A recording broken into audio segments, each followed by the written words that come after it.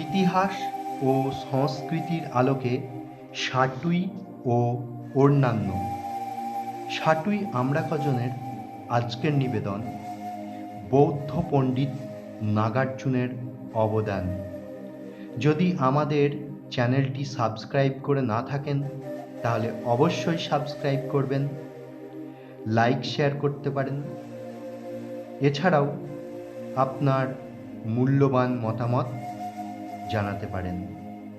শুরু করছি নাগার্জুনের অবদান। বৌদ্ধ মহাযান সম্প্রদায়ভুক্ত একজন মহান দার্শনিক ছিলেন নাগার্জুন বোধিসত্ত্ব। বৌদ্ধ দার্শনিক হিসাবে খ্যাতির চূড়া আরোহণ করলেও তিনি নাকি ব্রাহ্মণ বংশজাত।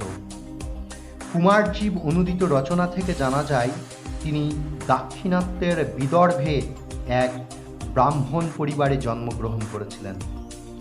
বিদর্ভের পূর্ব নাম বেরার, বর্তমান মহারাষ্ট্রের নাগপুর ও অমরাবতী নিয়েছিল বিদর্ভ জনপদ।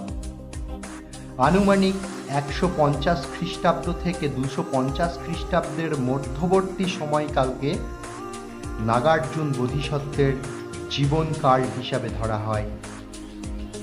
ব্রাহ্মণ কুলজাত হলেও বৌদ্ধ ধর্মীয় শাস্ত্র ও দর্শনের প্রতি আকৃষ্ট হয়ে বৌদ্ধ ধর্ম গ্রহণ করেছিলেন। দক্ষিণ ভারতে তাঁর আবির্ভাব হলেও পরবর্তীকালে নালন্দায় আচার্য পদ অলঙ্কৃত করেছিলেন। স্থানেশ্বরের পশুভূতি বংশীয় রাজকুমার হর্ষবর্ধনের সভাকবি বানভট্ট রচিত হর্ষচরিত গ্রন্থে ভিক্ষু নাগার্জুনের গল্প জানা যায়। হর্ষচরিতের অষ্টম উচ্ছ্বাসের কাহিনী অনুযায়ী নাগরাজ বাসুকী মুক্তা দিয়ে একাবলী হার তৈরি করেছিলেন। ভিক্ষু নাগার্জুনকে তিনি সেই হার দান করেছিলেন। নাগার্জুন সেই হার তার পরম মিত্র 3 সমুদ্রের অধিপতি সাতবাহন রাজাকে দান করেছিলেন।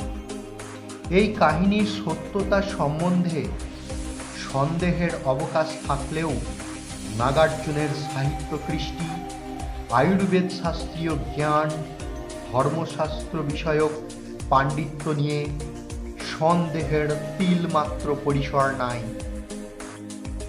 তাঁর বহু গ্রন্থ চীনা ও তিব্বতীয় আর্কাইভে সংরক্ষিত রয়েছে। তিনি ছিলেন বহুমুখী প্রতিভার অধিকারী। সাহিত্য, দর্শন, রসায়ন, আয়ুর্বেদ শাস্ত্র প্রভৃতি ক্ষেত্রে অক্ষয় কৃতিত্বের স্বাক্ষর রেখে গেছেন। সাতবাহন রাজ যজ্ঞশ্রী সাতকর্ণী তাঁর সমসাময়িক ছিলেন এবং আজীবনকাল তাঁকে পৃষ্ঠপোষকতা করেছেন। শেষ জীবনে তিনি অন্ধ্রপ্রদেশের শ্রীপর্বতে বসবাস করেছিলেন। অন্য মতে তাঁর শেষ জীবন অতিবাহিত হয়েছিল দক্ষিণ কোশলে। তবে শ্রীপর্বত সম্পর্কিত মতামতটি অধিক জনগ্রাহ্য। তাঁর স্মৃতিতে শ্রীপর্বতের নিকটস্থ গ্রামটি নাগার্জুনকোন্ডা নামে পরিচিত হয়। নাগার্জুনকোন্ডার বর্তমান অবস্থান গুন্টুর জেলার নালগোন্দার নিকটে। পণ্ডিত নাগার্জুন বহু গ্রন্থের রচয়িতা। প্রজ্ঞাপারমিতা শাস্ত্র, মূল মাধ্যমিক শাস্ত্র, দ্বাদশ নিকায় শাস্ত্র, অষ্টাঙ্গর হৃদয়, শূন্য সপ্ততি, যুক্তি যষ্টিকা, প্রমাণ বিধ্বংসন, উপায় কৌশল্য, সুহৃল্লেখ প্রভৃতি গ্রন্থ বিশেষভাবে উল্লেখযোগ্য।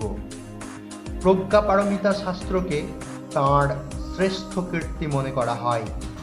তিনি মাধ্যমিক শূন্যবাদের প্রবক্তা ছিলেন। তাঁর মতবাদ অনুযায়ী জ্ঞাতা, জ্ঞেয় ও জ্ঞান এই তিনটির সম্মিলিত রূপ শূন্য। জগৎ সংসার সদাই পরিবর্তনশীল, ক্ষণস্থায়ী, অনিত্য।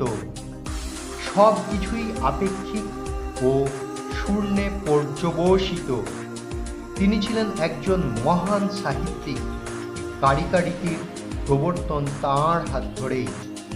সহজে মনে রাখার জন্য কারিকা ছন্দে মাধ্যমিক কারিকা, যুক্তিযষ্টিকা ও বিগ্রহ ব্যবর্তনী গ্রন্থ রচনা করেছিলেন। তাঁর রচিত অষ্টাঙ্গ হৃদয় গ্রন্থটি তিব্বতী চিকিৎসকদের কাছে প্রামাণ্য গ্রন্থ হিসাবে সমাদৃত। বিগ্রহ ব্যবর্তনী বা শূন্য সপ্তর্ষি গ্রন্থে বস্তুশূন্যতা বিষয়ক সিদ্ধান্তে উপনীত হয়েছেন। প্রমাণ বিধিনসন গ্রন্থে প্রমেয় আদি অষ্টাদশ পদার্থের সংক্ষিপ্ত বর্ণনা দিয়েছেন। উপায় কৌশল্য গ্রন্থে নিগ্রহ স্থান জাতি প্রসঙ্গে আলোচনা করেছেন। সাতবাহন রাজাদের সাথে আপন সম্প্রীতির কথা সুহৃল্লেখ গ্রন্থে লিপিবদ্ধ করেছেন। সুহৃল্লেখ মূলত একটি পত্রের সংকলন, যেখানে তিনি পৃষ্ঠপোষক রাজাকে নানান ধরনের উপদেশ দিয়েছেন। প্রজ্ঞাপারমিতা সূত্র গ্রন্থটি ৮,০০০ শ্লোক সমন্বিত একটি সংকলন। বুদ্ধের সাথে তাঁর শিষ্যের কথোপকথনের উপর ভিত্তি করে এটি রচিত হয়েছিল। শুরুতে এই গ্রন্থ অষ্টসাহস্রিক প্রজ্ঞাপারমিতা নামে প্রচলিত ছিল। পরে বহু ভাষ্য এই গ্রন্থের সাথে জুড়ে যায়। মহাযানী মতে ৬ পারমিতা যথাক্রমে দান, শীল, শান্তি, বীর্য, ধ্যান ও প্রজ্ঞা।